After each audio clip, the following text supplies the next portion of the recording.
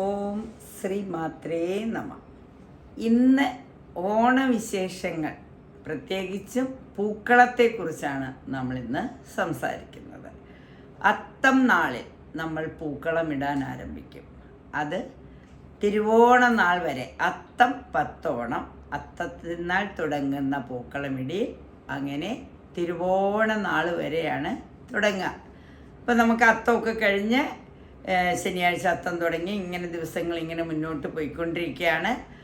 ഓരോ ദിവസവും പൂക്കളം ഇടുന്നതിന് ശരിക്കും അത്തം മുതൽ മൂലം വരെ വൃത്താകൃതിയിലാണ്. അതായത് കളമൊക്കെ നന്നായിട്ട് നമ്മളൊരു തറയൊക്കെ മെഴുകി നല്ല വൃത്തിയാക്കി വെച്ച് ശുദ്ധമാക്കി വച്ചതിന് ശേഷം ഒരു ഓണത്തപ്പനെ സങ്കല്പിച്ച് ഒരു ഉരുള മണ്ണ് ഉരുട്ടി വയ്ക്കുക, അല്ലെങ്കിൽ ചാണകം ഉരുട്ടി വയ്ക്കുക, അല്ലെങ്കിൽ കളിമണ്ണ് ഉരുട്ടി വയ്ക്കുക.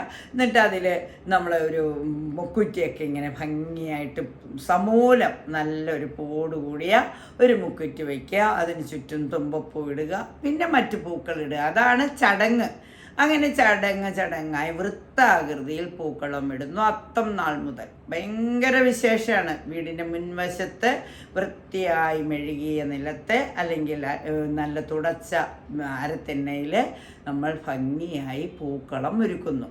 ഇത് അത്തം നാൾ മുതൽ ഇങ്ങനെ തുടരുകയാണ്. അപ്പോൾ ഓരോ കുട്ടികളും ഓരോ വീട്ടുകാരും ഇങ്ങനെ മത്സരിക്കുകയാണ്. അവിടുത്തെ കുട്ടികളുടെ ജോലിയാണ് പൂക്കളം ഒരുക്കുക. തുടച്ച് മിനുക്കിയൊക്കെ വയ്ക്കുന്നത് രക്ഷിതാക്കളുടെ കടമയാണെങ്കിൽ ആ കുട്ടികൾ അവരവർ ശേഖരിച്ചു വച്ചിരിക്കുന്ന പൂക്കളം കൊണ്ട് കാക്കപ്പൂവ്, തുമ്പപ്പൂവ്, ചെങ്കതളിപ്പൂവ്, അരിപ്പൂവ്, ഇങ്ങനെ പാടത്തിൻ്റെ വരുമ്പത്തൊക്കെ ഓടി നടന്നായിരുന്നു പഴയ കാലത്ത് പൂക്കൾ ശേഖരിച്ചിരുന്ന. ചെമ്പരത്തി മൊട്ടുകൾ ഇങ്ങനെ പറിച്ചിട്ട് അതുകൊണ്ട് ഇങ്ങനെ അതുപോലെ ഇതിൻ്റെ കോളാമ്പിയുടെയൊക്കെ ഇതളുകൾ ഇങ്ങനെ അടത്തിയൊക്കെ വെച്ച് ശംഖുപുഷ്പം, അങ്ങനെ ഓരോ പൂക്കളും കൊണ്ട് വൃത്തിയായി വൃത്താകൃതിയിൽ ഇങ്ങനെ ഒരു വട്ടത്തിന് പുറത്ത് ഇങ്ങനെ വട്ടമായിട്ട് പൂക്കളിടും. പക്ഷെ ആ നിറങ്ങളുടെ ആ ചേർച്ച, ആ വർണ്ണം കാണാൻ, വർണ്ണത്തിൻ്റെ ആ ഇങ്ങനെ ഒരു വർണ്ണത്തോട് മറ്റൊരു വർണ്ണം ചേരുമ്പോഴുള്ള ആ ഭംഗി കാണാൻ ഓരോ കുട്ടികളും അവനവൻ്റെ വീട്ടിലെ പൂക്കളിട്ടാൽ ഓടും. അടുത്ത വീട്ടിലെ പൂക്കൾ എത്ര ഭംഗിയുണ്ട്. ഇപ്പോൾ ഫ്ലാറ്റുകളിലാണെങ്കിൽ ഒരു ഫ്ലാറ്റിലെ മുറിയുടെ മുമ്പിൽ നിന്ന് അടുത്ത മുറികളിലേക്ക് പോകും. എന്നാലും ഇപ്പോഴും പൂക്കള മത്സരമൊക്കെ ഉണ്ട്. പക്ഷേ ഒരു ചെറിയ വ്യത്യാസം, ഇപ്പോൾ എല്ലാ ദിവസവും പൂക്കളം ഇടാൻ പറ്റുമോ എന്നുള്ളതൊരു ചെറിയ സംശയമാണ്. കാരണം ഓണത്തിൻ്റെ, അതായത് ഫസ്റ്റ് ടൈം എക്സാമിനേഷൻ ഈ ഓണത്തിനോടനുബന്ധിച്ചാണ്. ഓണപ്പരീക്ഷ എന്ന് പറയും. അപ്പോൾ എന്ത് പറ്റും? ഓണപ്പരീക്ഷ കഴിഞ്ഞിട്ടാണ് ഓണം വരുന്നത്. അപ്പോൾ പരീക്ഷയ്ക്ക് പഠിക്കണം, പൂക്കൾ പറിക്കണം. ഇതൊക്കെ അത്ര സുലഭമല്ലാത്തവർ കുറച്ച് പൂക്കളം ഒന്ന് ചുരുക്കിയിട്ട് ആ ഓണത്തിൻ്റെ ഉത്രാടത്തിൻ്റെ ഒക്കെ ആയിട്ട് ഒരു വലിയ പൂക്കളം അങ്ങോട്ടിടും. പണ്ട് ഞങ്ങളുടെയൊക്കെ കുട്ടിക്കാലത്ത് എങ്ങനെയാണെന്ന് വെച്ച് കഴിഞ്ഞാൽ ഓണം മുതൽ മൂലം വരെ നല്ല വൃത്തിയുള്ള വൃത്താകൃതിയിലുള്ള പൂക്കളം, ഇങ്ങനെ ഇതളുകളൊക്കെ വരച്ചിട്ടൊക്കെ പൂക്കളം ഉണ്ടാക്കും. മൂലത്തിൻ്റെ അന്ന് ഒരു മൂല തിരിച്ചിട്ടാണ്, നല്ല ചതുരാകൃതിയിൽ ഷട്കോണാകൃതിയിലൊക്കെ മൂല തിരിച്ചിട്ടാണ് ഓണം. അതായത് മൂലം വന്നു കഴിഞ്ഞാൽ പിന്നെ എല്ലാവർക്കും തിരക്കാണ്. ഓണം ഇതാ വന്നു കഴിഞ്ഞു.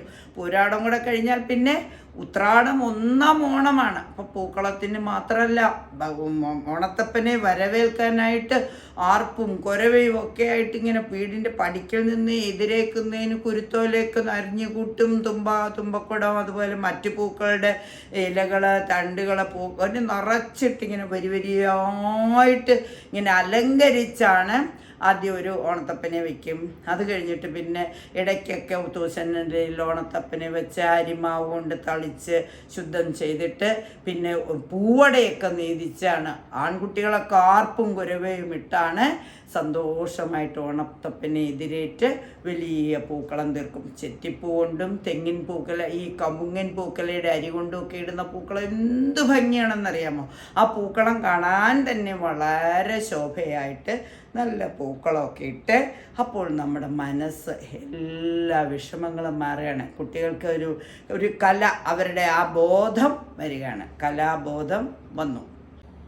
അങ്ങനെ പൂക്കളമൊക്കെ ഇട്ട് കഴിഞ്ഞാൽ കുട്ടികൾ തമ്മിലൊരു മത്സരമാണ്. എനിക്ക് ഇന്ന് എത്ര കളങ്ങളാണ്? ഇന്ന് ഞാൻ 7 കളങ്ങൾ, 7 നിറത്തിലുള്ള പൂവിതളുകളൊക്കെ വെച്ചിട്ടാണ് ഞാൻ അപ്പം മറ്റുള്ള എനിക്കിന്ന് 9 ഉണ്ട്, ഒരാൾക്ക് 8 ഉണ്ട്. അപ്പം അതിലൊക്കെ ഇങ്ങനെ ആ മഞ്ഞയും ചുവപ്പും ഇടയ്ക്ക് അലർന്ന് അതിനിടയ്ക്ക് ഒരു നീലപ്പൂവും അതിനിടയ്ക്ക് ഒരു അരിപ്പൂവും ഒക്കെ ചേർന്ന് അപ്പോൾ പൂക്കളെക്കുറിച്ച് പഠിക്കുന്നു. അതുപോലെ തന്നെ പൂക്കളെക്കുറിച്ച് അറിയുന്നതോടൊപ്പം ഓരോ പൂക്കളെക്കുറിച്ചും അറിയുമ്പോൾ പൂക്കൾ നമുക്ക് മനസ്സിന് എന്ത് സന്തോഷമാണ് നൽകുന്നത്. ഓരോ പ്രവർത്തനങ്ങളിലൂടെയും ഓരോ വിശേഷങ്ങളിലൂടെയും ഒരു കൂട്ടായ്മ നമുക്ക് അനുഭവപ്പെടുകയാണ്. ആ കൂട്ടായ്മ എന്ന് പറഞ്ഞാൽ എല്ലാ വീടുകളിലും പൂക്കളമിടുന്നു. ജാതി മത ഭേദമന്യേ അവിടെ ഇന്നവരെന്നൊന്നും ഇല്ല.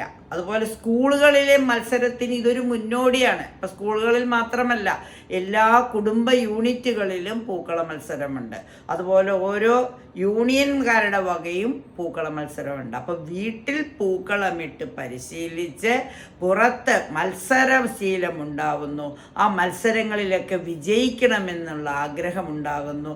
അതിൽ ഈ കഴിവുള്ളവരെല്ലാം വിജയിക്കുമ്പോൾ ബാക്കിയുള്ളവർക്ക് പ്രചോദനമാകുവാനും ഓരോ പഴമയെ, നമ്മുടെ ഈ സംസ്കാരത്തെ, നമ്മുടെ കേരളീയരുടെ ദേശീയ ഉത്സവത്തെ ആഘോഷിക്കുവാനും എല്ലാവരും ഒത്തൊരുമയോടുകൂടി സഹകരിക്കുവാനും ഉള്ള ഒരു അവസരമാണ് പൂക്കളമിടുന്നത്. വലിയ വലിയ ഗിന്നസ് ബുക്കിൽ വരുന്ന തരത്തിലുള്ള വലിയ വലിയ പൂക്കളങ്ങൾ ഇടുന്നത് ചെറിയ പൂക്കളങ്ങളുടെ തുടർച്ചയാണ്. ഗണിതശാസ്ത്രപരമായുള്ള വൃത്തങ്ങളും അതിവൃത്തങ്ങളും അതിൽ സംവൃതവും ഒക്കെയായ രൂപങ്ങൾ ചിത്രീകരിക്കുമ്പോൾ മനസ്സ് എത്രമാത്രം സന്തോഷമാണ്. ഇത് കാണുന്ന ഏവർക്കും നമ്മുടെ ഐക്യവും അഖണ്ഡതയും നിലനിർത്താൻ പറ്റും. തീർച്ചയായും എല്ലാവരും പൂക്കളമിടുക.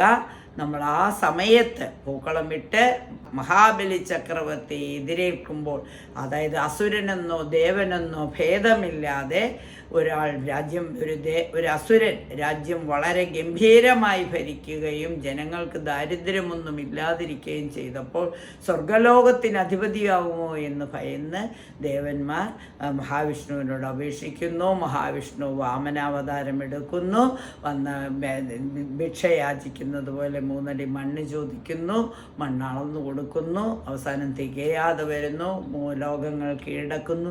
ഇതൊക്കെ നമ്മൾ എന്തിനാണ് നന്മകൾ ചെയ്യുമ്പോൾ ഇനി അത് നന്മകൾ ചെയ്ത് അർഹിക്കാത്ത സ്ഥലത്തേക്ക് എത്തിപ്പോകുമ്പോൾ ഒന്ന് പിടിച്ചു നിർത്തും. കാരണം ദേവന്മാർക്ക് ദേവലോകവും അസുരന്മാർക്ക് അവരുടേതായ ഒരു ലോകവും ഇവിടെ സൃഷ്ടിക്കപ്പെട്ട് കഴിഞ്ഞതാണ്. അപ്പോൾ ഓരോരുത്തർക്കും അവരുടെ പരിധി നിശ്ചയിച്ചുകൊണ്ട് അവരുടെ ആഗ്രഹങ്ങൾക്കനുസരിച്ചിട്ട് ഏറ്റവും സൽക്കർമ്മങ്ങളിലൂടെ നമ്മൾക്ക് നമ്മുടെ പേരും പ്രശസ്തിയും വളർത്തുവാനുള്ള സാഹചര്യങ്ങൾ ഉണ്ടാകും. അത് മനസ്സിലാക്കി തരുവാനാണ് ആ മഹാബലി ചക്രവർത്തിയെ വാമനമൂർത്തി, അതായത് വാമനൻ്റെ അവതാരം ഭൂമി പാതാളത്തിലേക്ക് താഴ്ത്തുമ്പോൾ പോലും പറഞ്ഞു താൻ സ്നേഹിച്ചിരുന്ന എല്ലാവരെയും കാണുവാൻ ഒരു അവസരം തരികയാണ്. ആ അവസരമാണ് നമ്മൾ ഓണമായി ആഘോഷിക്കുന്നത്. ഓണം ആഘോഷിക്കുമ്പോൾ വാമന ജയന്തിയും നമ്മൾ ആഘോഷിക്കുകയാണ്. മഹാവിഷ്ണുവിൻ്റെ 5ാമത്തെ അവതാരമായ വാമനമൂർത്തിയെ കൂടി നമ്മൾ ആഗ്രഹിക്കുന്നു. തൃക്കാക്കര വാമനമൂർത്തിയുടെ ക്ഷേത്രം തന്നെയുണ്ട്. ആ ക്ഷേത്രത്തിൽ അവിടുത്തെ അപ്പോൾ ആ സങ്കല്പത്തിലാണ് ഓലക്കുടയൊക്കെ പിടിച്ച് വാമനമൂർത്തിയും വലിയ ഗെറ്റപ്പിൽ മഹാബലിയുമൊക്കെ വരുന്നത്. കുട്ടികൾക്ക് ഓരോ സങ്കല്പങ്ങളാണ്. നന്മയും തിന്മയും ഒക്കെ തിരിച്ചറിയാനുള്ള ഒരു കഴിവ് കൂടി ഉണ്ടാക്കുവാനും അതിൽ ശാസ്ത്രീയമായി നോക്കുമ്പോൾ നമ്മളുടെ ഓരോ കുട്ടികളിലും ആരൊക്കെ മിടുക്കന്മാരാണ്, ഏതൊക്കെ രാശിയിലുള്ളവർക്കാണ് ഈ ഓണം വരുമ്പോൾ നന്മകൾ ഉണ്ടാകുന്നത്, ഏതൊക്കെ ആളുകളാണ് നന്മയിലൂടെ മുന്നോട്ട് പോകുന്നത് എന്ന് മനസ്സിലാക്കാനും സാധിക്കും. നക്ഷത്രങ്ങളുടെ പൊലിമയ്ക്കനുസരിച്ചുകൊണ്ട് തിരുവോണ നക്ഷത്രം മഹാവിഷ്ണുവിൻ്റെ നക്ഷത്രമായതും അങ്ങനെയാണ്. അപ്പം തീർച്ചയായിട്ടും എല്ലാവർക്കും ഈ ഓണപ്പൂക്കളമിടൽ ഒരു വലിയ ആനന്ദമായി തീരട്ടെ, മനസ്സ് തുറന്ന് സന്തോഷിക്കാനുള്ള അവസരമായി തീരട്ടെ എന്ന് ആശംസിച്ചുകൊണ്ട് നന്ദി, നമസ്കാരം.